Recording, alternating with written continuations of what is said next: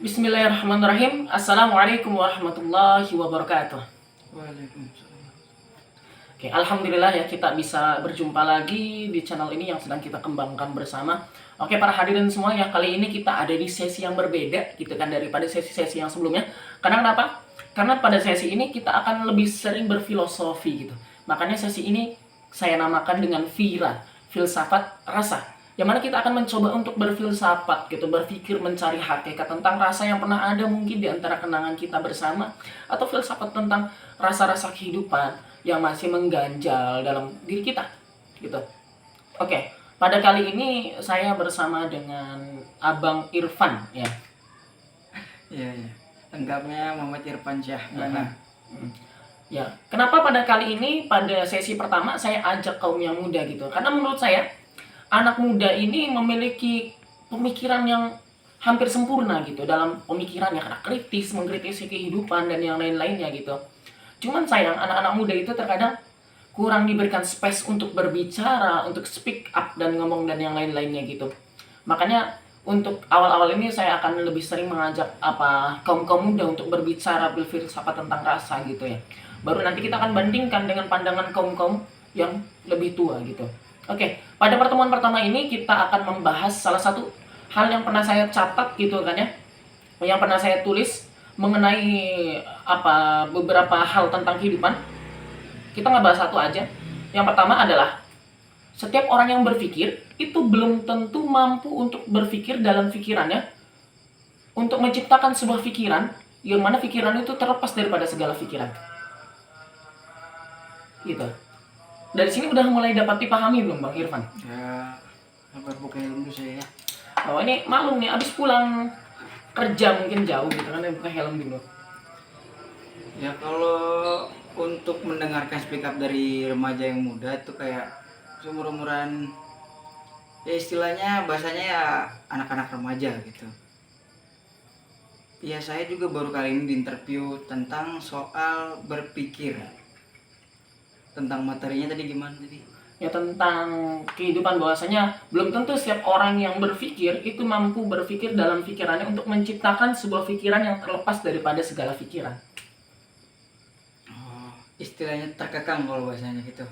Iya, mungkin kurang lebih tepatnya begini, Bang Irfan ya. Jadi percaya nggak percaya, puncak daripada pemikiran manusia itu adalah ketenangan.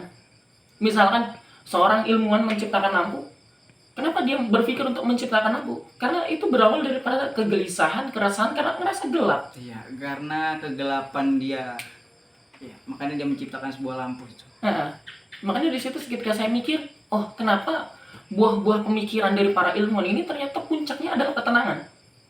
Makanya saya bilang itu belum tentu semua orang ini mampu ke dalam berpikir itu dia menciptakan sebuah pemikiran yang terlepas daripada pemikiran yang lainnya. Artinya apa? Dia ketika berpikir dia akhirnya menyimpulkan sebuah conclude gitu kan, kesimpulan. Akhirnya dia merasa tenang gitu kan, merasa plong, itu nggak terbebani. Terkadang masih banyak orang yang melakukan penyesalan, mengalami penyesalan setelah mengambil keputusan dalam pikirannya. Jadi dia tuh berpikir dia berpikir dalam keadaan kegelisahan gitu. Ya mungkin bisa jadi gitu. Jadi emang banyak ya, nggak cuma yang tua atau yang muda atau yang remaja gitu kan ya, yang mana mereka itu menurut saya itu bukan sebuah pikiran gitu, bukan hasil daripada pikiran gitu. Ketika mereka menyesali buah pemikiran mereka, karena kenapa? Mungkin menurut saya itu hanya sebuah paksaan pemikiran kita yang dipaksa untuk memahami keadaan. Gitu.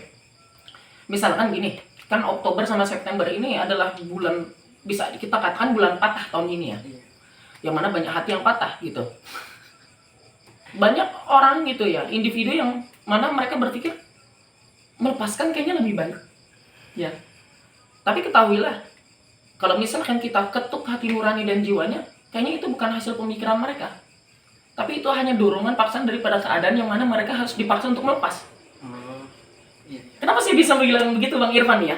Oke. Karena kenapa? Karena mereka itu menyesali keputusannya. Walaupun mereka berkata, oh saya baik-baik aja, saya nggak apa-apa gitu kan ya. Itu sebuah paksaan. Percakapan itu sebenarnya ya dipaksakan dari hati dia yang menyesal, menutupi. Ya kan karena keadaan itu akhirnya apa ya, akal ini dipaksa untuk membuat keputusan yang sesuai dengan keadaan ketika itu. Gitu. Akhirnya apa, keputusannya tidak menciptakan ketenangan. Gitu.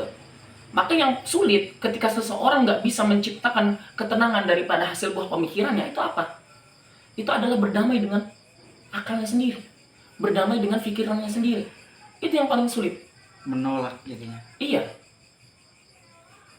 Jadi ini mungkin yang sering terjadi gitu di kalangan semua orang gitu ya, entah golongan tua, golongan muda maupun remaja, ini sering terjadi gitu dalam perkara dunia apapun, entah kerja, entah jodoh, dan yang lainnya gitu ya. Semua pemikiran lah gitu ya. Intinya semua pemikiran ya. Makanya saran dari saya kepada antum nih ya, yang mendengarkan video ini, coba ambil keputusan yang mana keputusan itu antum nilai, antum timbang dengan matang. Nggak cuman antum menilai tentang diri sendiri atau antum cuma menilai tentang orang lain, tapi simpulkan keputusan itu berdasarkan gimana sih ke orang lain, gimana sih ke dia, gimana sih ke orang yang kita suka atau ke pekerjaan kita, dan pikirkan juga bagaimana dampaknya ke diri kita, ke keluarga yang lainnya ya. Lalu kita ajak akal dan hati ini untuk berbicara, berdiskusi bersama, sehingga keputusan yang matang yang terambil daripada setiap unsur-unsur tersebut akan menciptakan ketenangan, dari mana ketenangan itu akan menstabilkan setiap unsur dalam jiwa kita. Nah, kalau unsur udah stabil, insya Allah kita akan tenang hati kita, kehidupan kita. Ya mungkin itu aja Bang Irfan ya, untuk kali ini ya. Oke, semoga bermanfaat bagi antum dimanapun berada. Tetap berpikir, afala tadabbarun, afala taqilun ya, karena perintah Allah Subhanahu wa taala adalah untuk berpikir. Coba pikir, renungi tentang kehidupan ini. Oke. Mungkin kita tutup sekian ya dengan yang kami ucapkan ya, wassalamualaikum warahmatullahi wabarakatuh. Waalaikumsalam.